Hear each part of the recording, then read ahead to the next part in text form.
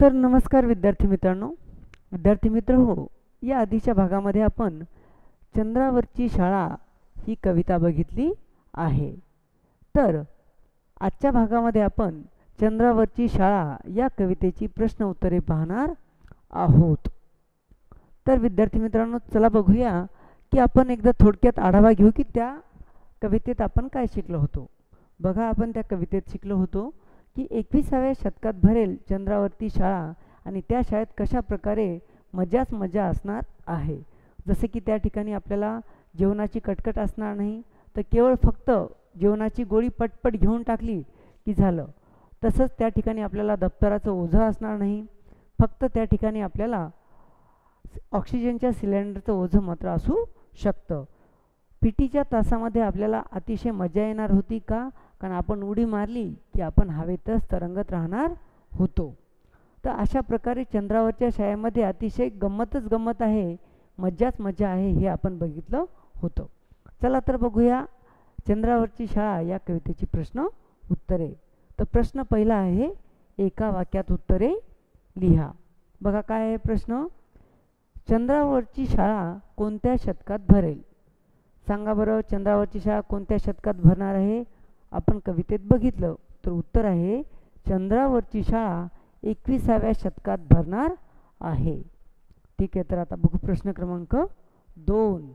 काय आहे प्रश्न दुसरा. चंद्रावरच्या शाळेत जाताना कशाचे ओझे नसेल? बघा, चंद्रावरच्या शाळेत जाताना कोणत्या गोष्टीचं ओझं असणार नाही? आपण कवितेत बघितलं की चंद्रावरच्या शाळेत जाताना पाठीवरती दप्तराचे ओझे असणार नाही. कशाचं ओझं असणार नाही? तर दप्तराचं ओझं आपल्याला चंद्रावरच्या शाळेत असणार नाही. आता बघू प्रश्न तिसरा. चंद्रावरच्या शाळेत कशाची कटकट राहणार नाही? सांगा बरं, कशाची कटकट राहणार नाही चंद्रावरच्या शाळेत? तर आपण बघितलं की चंद्रावरच्या शाळेत भाजी पोळीच्या डब्याची कटकट राहणार नाही, हो की नाही? ठीक आहे, तर आता बघू प्रश्न चौथा. चंद्रावरच्या शाळेत अभ्यास कसा करावा लागेल? बघा, चंद्रावरच्या शाळेत अभ्यास कसा करावा लागेल? तर आपण बघितलं चंद्रावरच्या शाळेत फक्त बटणे दाबून अभ्यास करावा लागेल. कसा अभ्यास करावा लागेल? केवळ आणि केवळ बटणे दाबून अभ्यास करावा लागेल. म्हणजे अभ्यास करण्याचं काम नाही, फक्त बटणं दाबून गोष्टी करायच्या. आता बघू प्रश्न क्रमांक 2. तर बघा प्रश्न क्रमांक 2 काय आहे. 2 ते 3 वाक्यात उत्तरे लिहा. बघा, खालील जी प्रश्न आहे त्याचं आपल्याला 2 ते 3 वाक्यात उत्तर लिहायचं आहे. बघू काय आहे प्रश्न. तर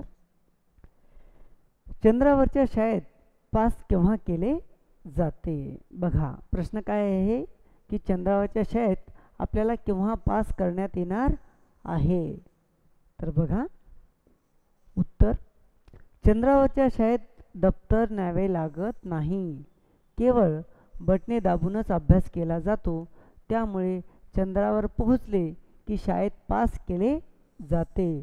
अशा प्रकारे अतिशय सोपी पद्धत चंद्रावरच्या शाळेत असणार आहे. आता बघू प्रश्न क्रमांक 2. बघा, प्रश्न क्रमांक 2 काय आहे की चंद्रावरच्या शाळेत चांदण्याशीच का खेळावे लागणार आहे? तर उत्तर आहे, चंद्रावरच्या शाळेत पीटीच्या तासाला सगळे तरंगत राहणार आहेत. शिवाय इतर कुठलाही खेळ नसल्यामुळे त्या ठिकाणी आपल्याला चांदण्याशीच खेळावे लागणार आहे. ठीक आहे.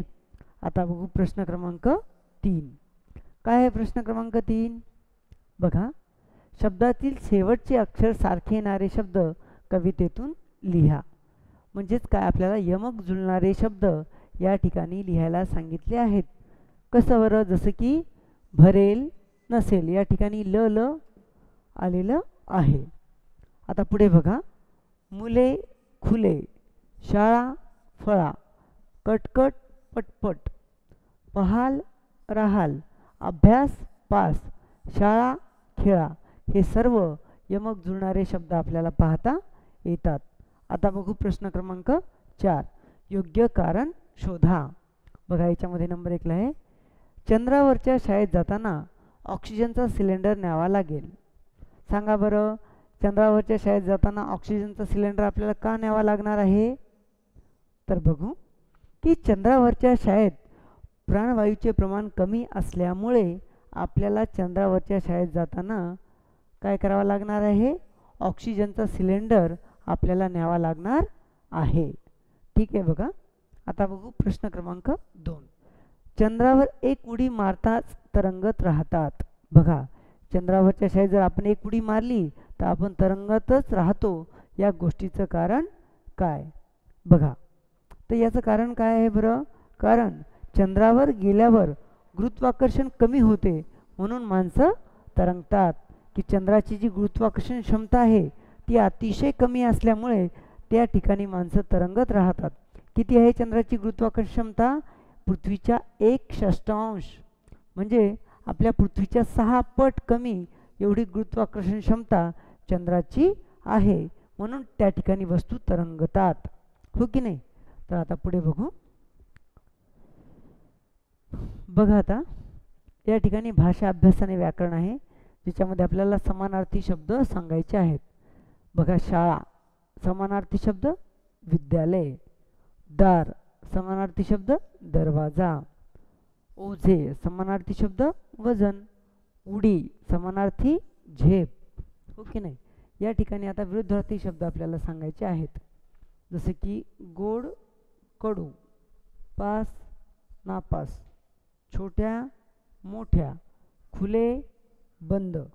तर अशा प्रकारे आपल्याला विरुद्ध अर्थाचे शब्द पाहता येतात. ठीक आहे, तर बघा, या ठिकाणी आपल्याला जोड्या जुळवायच्या आहेत. तर आपण बघू. दप्तराचे काय म्हणता येईल आपल्याला? ओझे. नंबर 2, चंद्रावरची काय येईल बरं? शाळा. हो की नाही? त्याच्यानंतर पोळी भाजीचा काय असतो? डब्बा. हो की नाही? दाबायची काय असतात? बटणे. आणि जेवणाची काय असणार आहे? गोळी. हो की नाही? तर या ठिकाणी बघा, दप्तराचे ओझे, चंद्रावरची शाळा, पोळी भाजीचा डब्बा, दाबायची बटणे आणि जेवणाची गोळी, अशा प्रकारे आपल्याला ह्या जोड्या जुळवता येतात. ठीक आहे, तर आता पुढे बघा. पुढील वाक्यातील विशेषणे आणि नामे लिहा. बघा, आता गोड गोळी या ठिकाणी शब्द दिलेला आहे. तर याच्यातलं विशेषण कुठलं आहे बरं? तर गोड हे विशेषण आहे. तर गोळी हे काय आहे मग? हे एक नाम आहे. हो की नाही? आता छोटे यान विशेषण काय आहे? छोटे हे विशेषण आहे. यान हे काय आहे? नाम आहे. खुले दार, खुले हे काय आहे? विशेषण. दार काय आहे? नाम. एक उडी, याच्यातील विशेषण कोणतं आहे? एक. आणि उडी काय आहे? नाम. अशा प्रकारे या ठिकाणी आपल्याला या शब्दांमधील विशेषणे आणि नामे पाहता येतात. आता बघू प्रश्न क्रमांक 5. बघा, प्रश्न क्रमांक 5 काय दिलेला आहे या ठिकाणी, की पटपट यासारखे शब्द लिहा. बघा, उदाहरणार्थ बघा, आता पटपट सारखे शब्द खटखट, झटझट, वटवट, चटचट. हो की नाही? ठीक आहे, तर पुढे बघा. पुढील वाक्य वाचा. गणेश आईला म्हणाला, मी कधीही चुकीचे वागणार नाही. बघा, गणेश आईला म्हणाला, काय म्हणाला? मी कधीही चुकीचे वागणार नाही. तर पुढचं वाक्य काय आहे?